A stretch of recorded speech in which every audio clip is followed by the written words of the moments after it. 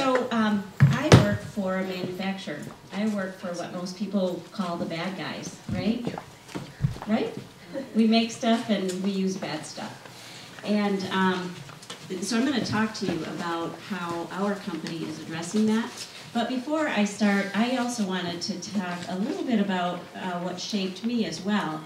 I grew up in the 60s and 70s, and I actually had a presentation built that I was going to put on. And the funniest thing is most of the pictures came from California. But I'm fifth of 6 kids, and I lived in a very informed household. In the morning, we got the Detroit Free Press. I come from Michigan. In the evening, we'd get the Grand Rapids Press for the local news. We got Time, Life, Look, National Geographic. I mean, my parents were just into reading and information and knowing about stuff. And our conversations around the dinner table, however, were not around science. They were really around the social issues that were really prevalent in those days. You know, when I look back, you know, my brother, I was a little girl, my brother had to go to Vietnam.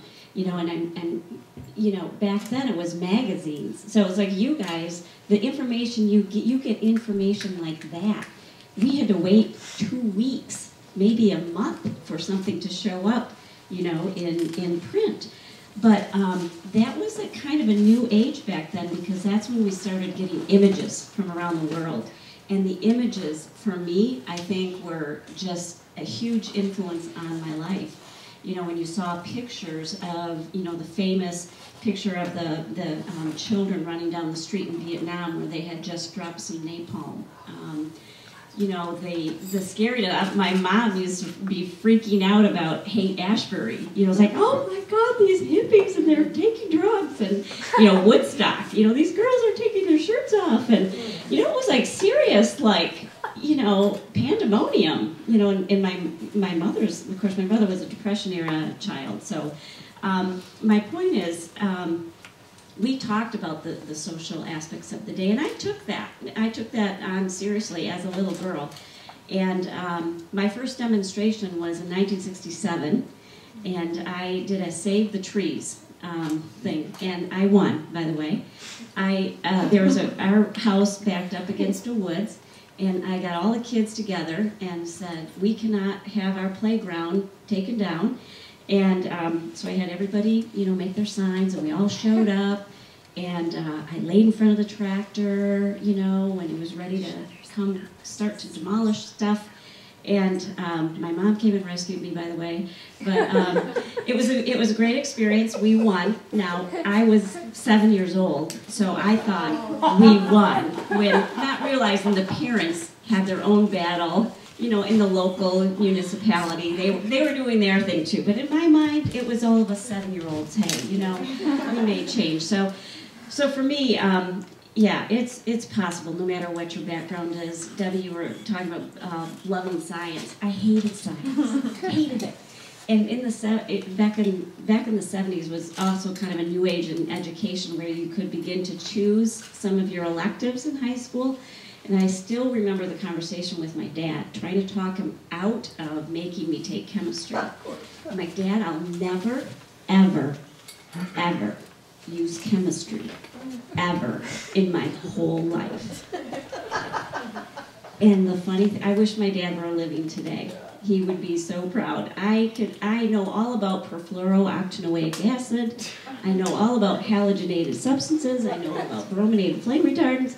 You know, it's crazy, the stuff that I know. And it's because it's become relevant to me, right? You know, it's like when I was a teenager, you know, I didn't care. But I fortunately, and I have to say this, I am a lucky girl. I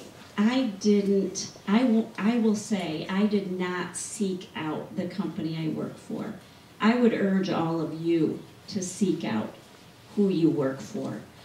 I work for a company that, thank heavens, has this incredible need to do the right thing. And we do things a lot of people in our industry don't do. A lot of things even some of the people within our company think is a stupid thing to do because it's expensive or it's risk-taking. But you know, we have a wonderful CEO. His name's Jim Hackett, and he stands up for he stands up with a vision. Was it you, Debbie, also said you got to have a vision? If we didn't have him as our leader and with a vision, you know, let me back up a little bit. When this became, sustainability has always been, it just has had different names, right? You know, we've always been about quality, long lasting, you know. In fact, people tell us our products ugly out before they wear out. But today, well, about in 2000, the U.S. Green Buildings Council launched the first LEED certification, and the message to manufacturers was you have to have products certified for certain things. And our CEO said, not good enough. You know what? We're going to end up chasing certifications. Let's back up and say, see, what do we really have to do as a manufacturer to get rid of the bad stuff altogether, or understand energy usage and change our portfolio to reflect that based on where we manufacture and things of that nature. He said, I don't want this stuff. I need you guys to go do some research. So we did. And interestingly enough, we did not find any manufacturers that we thought did a holistic, really good job. And so we turned to science, because the science was sophisticated enough at that time where it hadn't been in the past. There were organizations like MBDC, the precursor to, you heard Beth this morning talking about the C2C Institute. You know, we got on board with them. Oh my God, I only have 2 minutes. Sorry, Erin. But we got on board. There are ways, because I'll tell you what, there are people like me who know what's the right thing, and our CEO, but there are still a lot of people who need to be convinced. And so we have to do our homework, and we have to make things measurable. And so we use outside parties like the C2C Institute and MBDC, so we can say to our customers anyway, we're not making this up.